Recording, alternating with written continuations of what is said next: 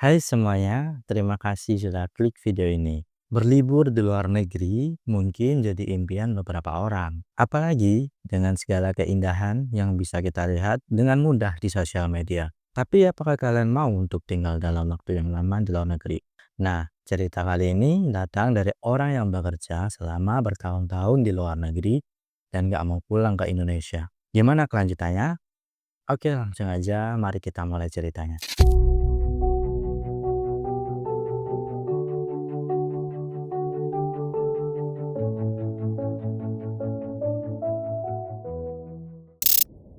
Namanya Arman, sudah 8 tahun dia tinggal di negeri orang. Di sana Arman jadi buruh di pabrik elektronik, tepatnya di negara Taiwan. Tahun pertama menjadi tahun yang berat, karena Arman harus beradaptasi dengan lingkungannya. Senior-seniornya juga cukup sadis dalam memperlakukan junior-juniornya di sana. Mereka nggak ragu untuk memaki-maki karyawan baru kayak Arman. Karena Arman belum begitu ngerti dengan makian-makian kasar itu, dulu dia cuma diam aja. Tapi lama-kelamaan mentalnya udah kebentuk dari lingkungannya yang cukup keras itu. Tapi kali ini rasa kangen keluarga itu menjadi sosok yang sering menghantui Arman. Meskipun lingkungan kerjanya keras, Arman gak mau nyerah karena ada pesan dari ayahnya yang ngebuat Arman gak bisa pulang. Tapi sekarang udah 8 tahun berlalu dan dia juga belum pulang. Bukan karena lupa, tapi karena takut. Ternyata usut punya usut, emas itu adalah hasil uang yang udah dikasih ke Arman dari dulu. Dia belum bisa menghasilkan banyak uang di sana. Kapan pulang? Kapan pulang? Itu adalah pertanyaan yang datang hampir setiap bulan. Datang dari ibunya di kampung. Ibu Arman, sebut aja Bu Ismi, selalu mengkhawatirkan Arman di Taiwan. Tapi Arman selalu punya jawaban untuk ngejawab. Belum cuti. Padahal dia cuma nggak siap aja. Sekarang tabungan Arman nggak seberapa. Dibilang produk gagal lah, anak durhaka lah, macam-macam pokoknya.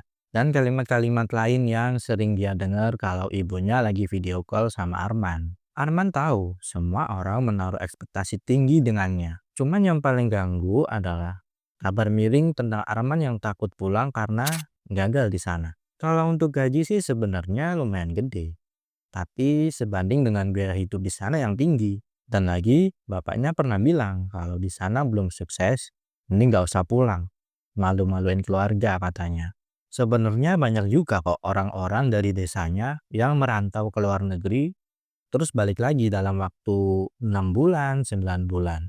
Waktu ditanya, kebanyakan sih jawabnya kendala bahasa dan juga budaya kerja yang cukup keras. Tapi kenyataannya hidup di luar negeri memang nggak semulus brosur agensi penyalur TKI. Janji yang dibilang oleh penyalur hampir 50% nggak sesuai. Rasanya bener-bener kayak jadi sapi perah. Belum lagi perlakuan senior-seniornya yang seenaknya sama orang-orang baru.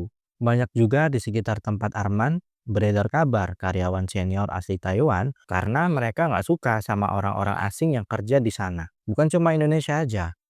Banyak dari negara lain kayak Malaysia, Vietnam, dan Filipina berantem sama orang Indonesia. Arman nggak akan pernah punya kesempatan lagi untuk ketemu, bahkan ngobrol banyak hal dengan Bu Ismi. Sebelum meninggal, bahkan Bu Ismi udah nitipin satu kotak yang diamanahkan ke adiknya. Arman duduk dengan penuh penyesalan.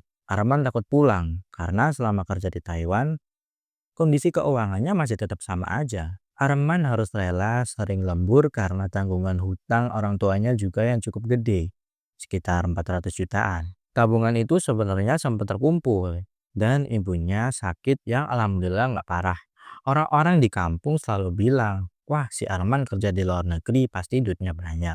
Belum cukup buat bangun rumah, apalagi buat dia nikah. Arman juga pengen pulang ke Indonesia untuk nikah. Tapi dengan situasi ekonominya, Arman nggak berani untuk mendekati siapa-siapa. Dia takut cuma bisa jadi beban untuk siapapun wanita itu. Sebenarnya banyak juga alasan supaya Arman bisa pulang, kumpul-kumpul lagi sama teman-temannya. Tapi Arman belum siap untuk itu semua. Belum siap kalau nanti teman-temannya ngeledekin, tahun keempat ayahnya meninggal. Dan Arman cuma bisa melihat jasadnya yang terakhir kali melalui video call. Meskipun itu belum tentu kejadian, tapi otaknya selalu penuh dengan ketakutan. Sampai di suatu malam, ada pesan masuk dari adiknya. Mas, ibu sakit lagi. Sekarang masuk rumah sakit. Nyariin kamu terus. Kalau bisa kamu pulang ya mas, kasihan ibu. Arman langsung gemetar. Uang tabungannya belum cukup. Tapi dia tahu kalau bukan sekarang, mungkin dia nggak akan mau pulang. Meskipun harus ada trigger yang menyakitkan tentang kabar buruk dari ibunya yang sakit semakin parah, esoknya Arman berniat untuk membatalkan kontrak kerjanya dengan perusahaan dan membayar royalti dari sisa kontrak yang tersisa.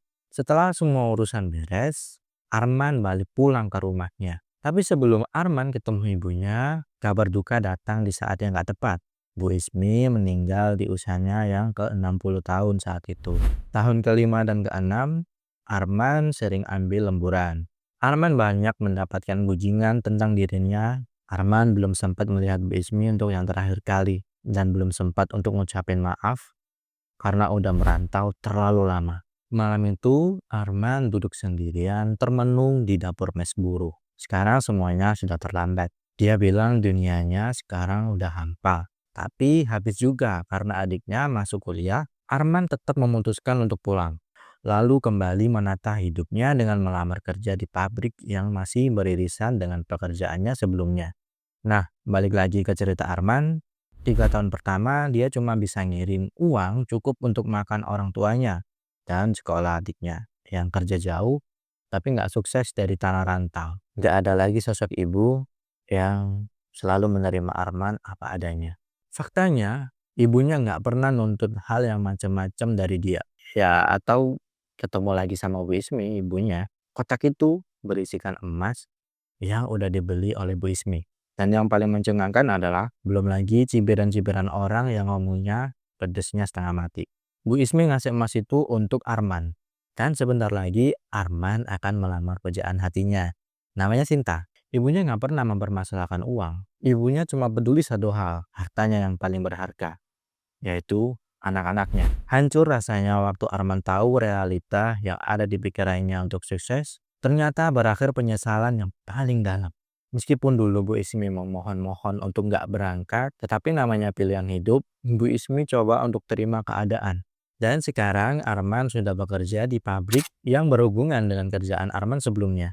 Arman baru paham bahwa yang ia pikirkan selama ini adalah omong kosong.